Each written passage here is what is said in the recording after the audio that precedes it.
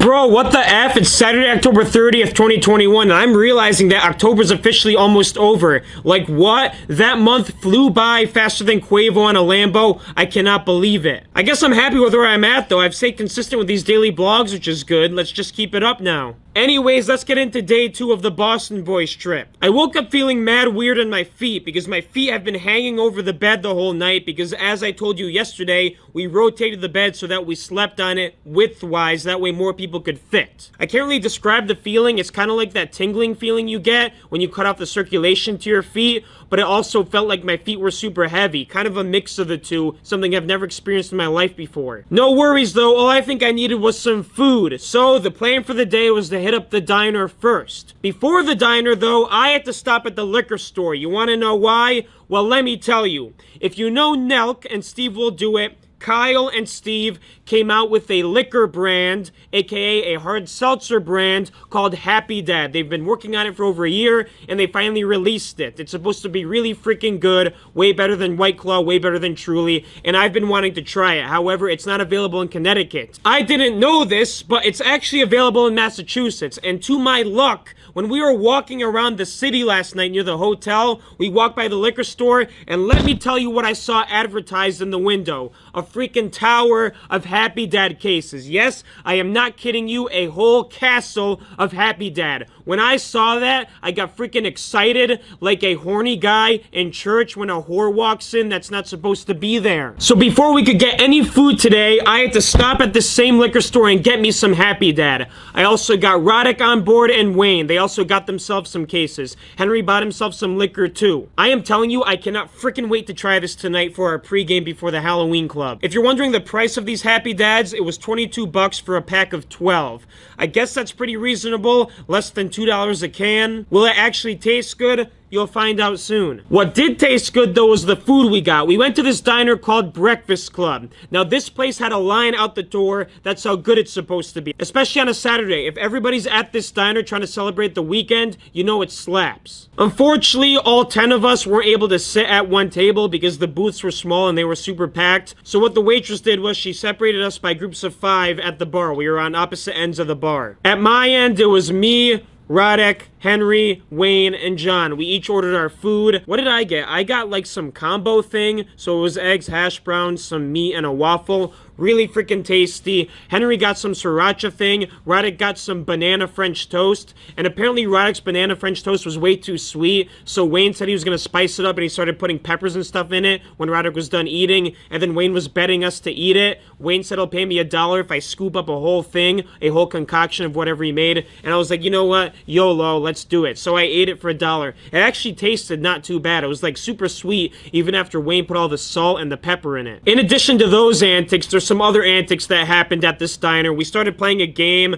with the syrup saucers, like the little cups. I put a goal in the middle of the table, and then we started flicking the syrup saucers between the goals and then shrinking it each time. It was like me versus Henry, then Henry versus Wayne. I don't know, whenever we're at these restaurants, we come up with these stupid games, and it's mad funny. Like, we also started connecting the straws like we did at sushi and drinking out of the straws. I had like 3 straws coming out of the cup into my mouth. We're freaking 22, 23 years old, and we're still doing this stuff. If that's not having fun, I don't know what is. Since my group finished our food first and there was people waiting to be seated, I just took the boys outside and I started throwing rocks across the street. By throwing rocks, I don't mean like throwing rocks at a building, I mean a throwing rocks game. For some reason, in my family, we play this game when we're bored, where we pick up rocks on the side of the road and we throw it at a certain target. In this case, the target was some parking signs on the fence across the road. So I grab my rocks and I start throwing. Henry starts throwing, then John, and also Wayne. Now, Henry's really freaking accurate. He hits the target like 3 times before I can hit my target. I get a little bit jealous, so I just figure I'll take a big rock and chuck it as hard as I can. And when I do that, you know what happens? Yup, I freaking break the sign. The sign comes off the zip tie, makes a big crashing sound. I look around, thank God nobody saw it, but I broke the freaking sign. It's there on the ground. It's probably there on the ground still because it looked like an abandoned place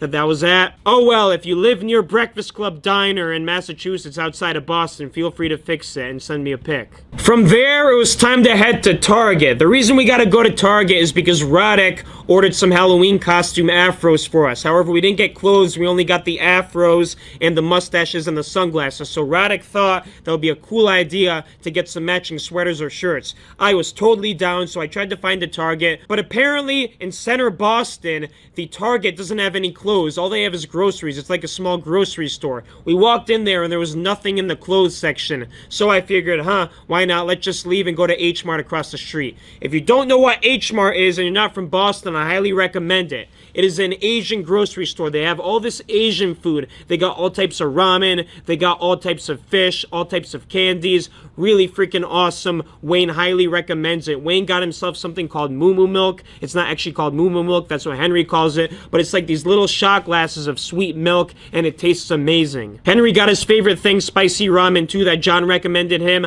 I didn't get anything. I was not in the mood. I was just waiting to go to our next destination, which was Sam Adams Brewery. So my car got to Sam Adams Brewery first. The other car, I don't know what happened to them, but they got to Sam Adams Brewery an hour later than us. They probably got lost. I don't know what happened to them. We lost communication, but when we showed up the brewery, we were all in. And by all in, this is what I mean. We showed up at exactly 3:59 p.m. We walk inside the brewery gift shop, and we hear this dude announce that there's a tour starting. So I'm like, bet, and I'm looking at the boys, and I kind of just walk up to this big group of people that's about to start a tour. Now, the tour leader starts to say something about how if you have a ticket and a stamp, show this girl named Megan when you walk in. Now, I don't have a ticket, I don't have a stamp. I was researching this online, and apparently it costs $30 to do this tour. No way I'm paying $30 to do a brewery tour because I'm not interested in how beer's made. I don't even like beer that much. So you know what it's time for? It's time to try to finesse something. Once the big group of people starts to walk into the tour and show their tickets and stuff, I start noticing that this girl Megan's not really paying attention. She's not really looking at anybody's tickets or their stamps on their hands. So I figure I'll get right behind the dude in front of me and copy exactly what he's doing, which is this. He just picks up a glass of beer that they're giving complimentary and walks, never makes eye contact with Megan. You know what I do? I just copy that Mr. Man. I walk up to the table like this, Megan on this side. I look at her briefly, then look down, grab a beer, take a sip, and keep walking. And guess what? She doesn't say a word. Mr. Henry behind me copies, followed by John, followed by Wayne, followed by Matt Hamill. We all get into this brewery tour for free, and I'm feeling freaking good. Each of us got a free beer. Now, the beer tasted awful. I don't know if it was Boston Lager like the guy advertised, but it really tasted like an IPA. That's how strong it was to me. Maybe I'm just a bad beer guy. The tour started. It was not much of a tour, to be honest. It was just a guy lecturing us about how beer's made. We didn't really walk around anything. However, it was still cool just enjoying the environment, knowing the fact that I got onto this tour for free, which would normally cost us $30 a piece, and I got a free beer. What's better than that, huh? Probably nothing. All of us are looking at each other, we know it's good, but you know what's even better? They give us more beer. The tour moves into another room where a lady starts serving us more beers. This time they're in some small glasses that we actually get to keep. They have Sam Adams logos on them. The tour guide says, oh, this is a different type of beer. It's called like the 26.2 Brew, and people drink it after the marathons because there's a lot of electrolytes. Look up 26.2 Brew. I highly recommend it. It tasted really good for a beer in my opinion. As soon as the tour ended, we grabbed our glasses that we got for free, packaged them in the complimentary wrapping paper, and walked out the door. As soon as we did that, the other car showed up. I'm like, what the hell? Where did this car go? They got lost so bad that they missed the tour completely. If they got there with us, we would have been a group of 10 in this brewery tour. All of us had free beers, a free pregame. But no, unfortunately, they missed it. It's alright, they weren't too far behind to our next destination, which was Dave & Buster's. Now, like most Dave & Buster's in Connecticut, this one was located right next to a mall.